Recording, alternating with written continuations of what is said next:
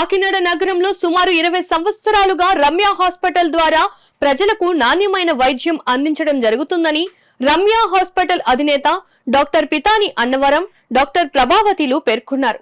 కాకినాడ గాంధీనగర్లో గల రమ్య హాస్పిటల్లో ఏర్పాటు చేసిన మీడియా సమావేశంలో వారు మాట్లాడారు. ఇటీవల జరిగిన గర్భిణీ మృతి సంఘటనపై ఆసుపత్రి తప్పు ఏమీ లేదని, 20 నిమిషాల్లోనే అంతా అనుకోని విధంగా జరిగిపోయిందని వారు వివరించారు. గర్భంలో ఉన్న శిశువును, తల్లిని కూడా రక్షించేందుకు డాక్టర్ తీవ్ర ప్రయత్నం చేశారని, కానీ ఫలితం లేకపోయిందని వారు విచారం వ్యక్తం చేశారు. ఈ రోజు వరకు 1,00,000 మంది పిల్లల్ని మన హాస్పిటల్ నుంచి బయట పెట్టారు. ఏ ప్రైవేట్ హాస్పిటల్ కూడా ఇంత సంఖ్య లేదు. మీరు కనుక్కోండి. We are having the evidence. 1,00,000 మందిని మేము సమాజంలోకి పంపించాము. వివిధ హోదాల్లో వాళ్ళు డిగ్రీ చదివిన వాళ్ళు ఉన్నారు. అదేవిధంగా ఇప్పుడు మళ్ళీ అప్పుడే పుట్టిన పిల్లలు కూడా ఉన్నారు. సో దీని చరిత్ర అంతా. సో ఇక్కడ అసలు ఏ విధమైన అన్యాయం కానీ ఏ విధమైన, ఎందుకంటే మేడం గారి గురించి మీకు తెలుసు, ఆమె ఓన్లీ హాస్పిటల్కే డెడికేటెడ్. ఉదయం వస్తారు, ఉదయం లెగుతారు, బైబిల్ చదువుకుంటారు 1 గంట, తర్వాత టిఫిన్ చేసి కిందకు వస్తారు. రాత్రి 12 గంట వరకు కూడా ఆమె పేషెంట్లతోనే ఉంటారు. ఆ వచ్చే పేషెంట్ని సొంత బెడ్లా చూసి, నిన్న జరిగిన దానిలో మాకు మందుల రూపంలో మేమైతే ఫ్రీగా సర్వీస్ చేసాం, కానీ బయట నుంచి వచ్చిన డాక్టర్స్కి 10,000, థియేటర్లో డ్రగ్స్కి 10,000. వాళ్ళు పైసా పే చేయలేదు, ఎందుకంటే మేము ఎవరి దగ్గర కూడా అడ్వాన్స్ పే చేయించుకోము. సో ఇట్లా చేస్తుంటే నిన్న ఎవరో ఒక మన మీడియా సోదరుడు, ఎందుకంటే మీరే అంటే సమాజంలో ఎక్కడ మంచి జరుగుతుందో ఆ మంచి గురించి జనాలకు తెలియజేసేది మీరే, ఆ మంచిని జనాలకు ఉపయోగించుకునేట్టు చేసేది కూడా మీరే. అలాంటి మీలో ఒక మీడియా సోదరుడు నాకు ఫోన్ చేసి, ఏంటండి రెగ్యులర్గా ఎలాగా సంభవిస్తున్నాయి మీ దానిలో అన్నాడు. నాకు చివుక్కు అనిపించింది. అసలు ఈ మధ్యకాలంలో జరిగిన ఏట్లోని కూడా మా నిర్లక్ష్యం లేదు. ఇప్పుడు మేము దేవుళ్ళం కాదు. 1,00,000 మంది మా దగ్గరికి వస్తే 99.8% కూడా బ్రతికించడానికి చూస్తాం. 2%, 3% మా చేతుల్లో, ఎవరి చేతుల్లోనే ఉండదు. ఏ డాక్టర్ అమెరికా వెళ్ళినా, నిన్న సంభవించిన కాంప్లికేషన్కి అమెరికా వెళ్ళినా there is no treatment at all. ఎందుకంటే టైం ఇవ్వదు. అమ్నియోటిక్ ఫ్లూయిడ్ ఎంబాలిజం అంటే అది సడన్గా ఆన్సెట్ అవుద్ది. దానికి డయాగ్నోసిస్ కూడా లేదు. 2 రకాలు ఉంటాయి, రెస్పిరేటరీ, హెమరేజిక్. రెస్పిరేటరీ మేము సస్పెక్ట్ చేసింది ఏంటంటే రెస్పిరేటరీ అని మేము సస్పెక్ట్ చేస్తున్నాం. Respiratory more dangerous. ముందర లంగ్స్ కొలాప్స్ అవుతాయి, తర్వాత కార్డియాక్ అరెస్ట్, డెత్. ఇదంతా over a period of 15 minutes.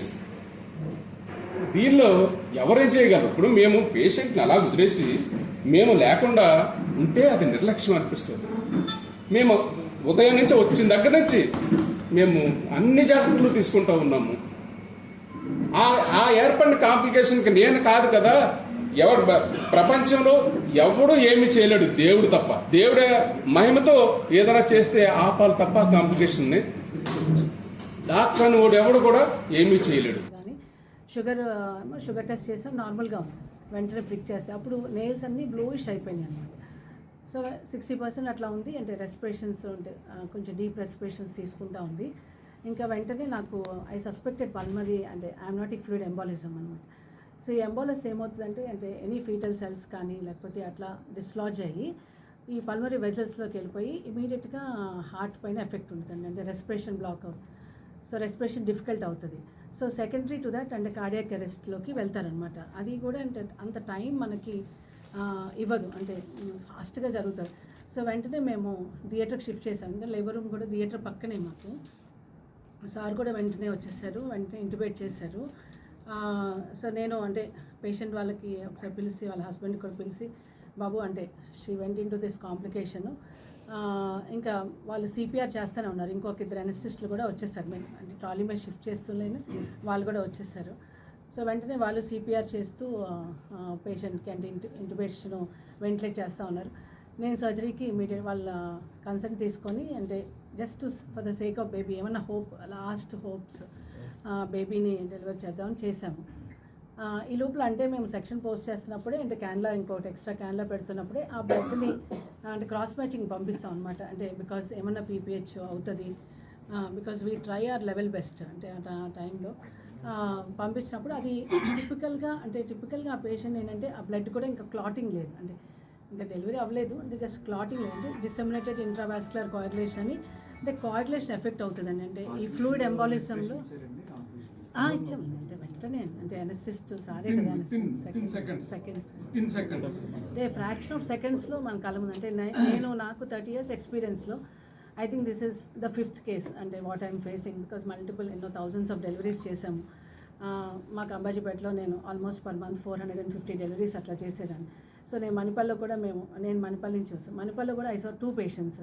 ఒకటి అమ్నాటిక్ ఫ్లూయిడ్ ఎంబాలిజము అంటే డెలివరీ అప్పుడు మేము చూసాము. ఇంకొకటి మణిపల్లిలోనే అంటే డాక్టర్ అనుష వాళ్ళ టైం అప్పుడు కూడా తను అంటే వెసిక్యులర్ మోలార్ ప్రెగ్నెన్సీలో ఆ టైం అంటే మోలార్ ప్రెగ్నెన్సీ అప్పుడు పేషెంట్ అమ్నాటిక్ ఫ్లూయిడ్ ఎంబాలిజం. ఏ పేషెంట్ కూడా అంటే నేను చూసిన 5 కేసెస్లో కూడా అంటే రివైవ్ చేయటం అనేది కష్టం.